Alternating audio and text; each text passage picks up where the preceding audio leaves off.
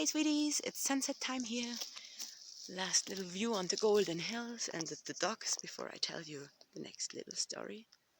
One dog, the other one already disappeared. Okay.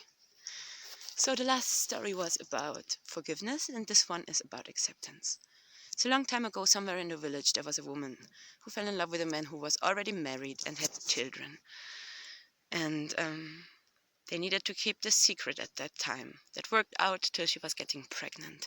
But then the people in the village started to ask, who is the father? He needs to take on the responsibility. But she couldn't say who the father is because it would have meant a lot of problems for both of them. So she said at one point, it's from the monk up in the monastery. The people in the village believed her.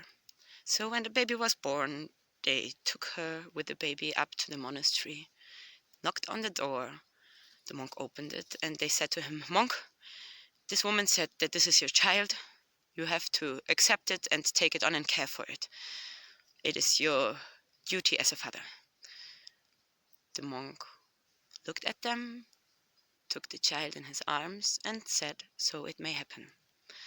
So the monk took care of the child for the next years and he loved this child a lot. He gave it all that he could and he had a little friend and a supporter there in his monastery.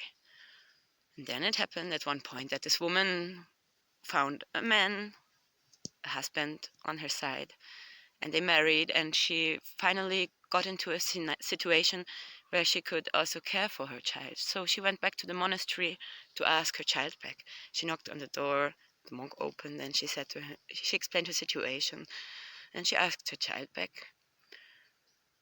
The monk looked at her, called the little boy, brought him to the door and gave him back to her. So it may happen, he said.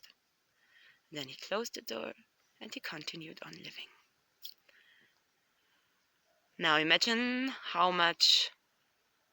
what the deep connection he probably built up with this child in the time that it was around him. And then he accepts it completely.